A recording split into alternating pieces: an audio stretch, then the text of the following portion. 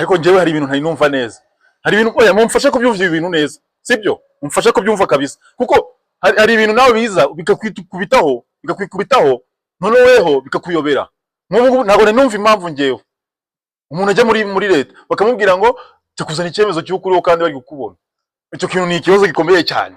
Noneho ikindi ntari numva neza, ariko ibingi bintu nshatse nabyita part 1. Iyi ni part 1, okay.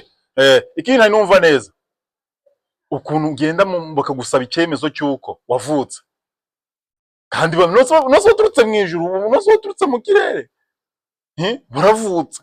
Ikindi nanone ni icya gatatu, okay, ni icya gatatu. Ikindi nukuntu ufasha abantu 1000 ukabakuba na 0 bahita babura, baba bagiye he?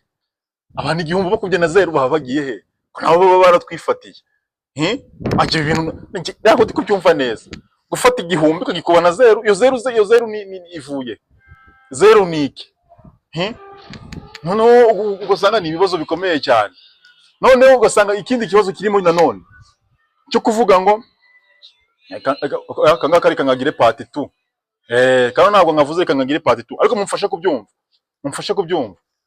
Ibintu n'urugambere ganini, niyo mpamvu byatuyobeye. Sawa, turahurira muri comment.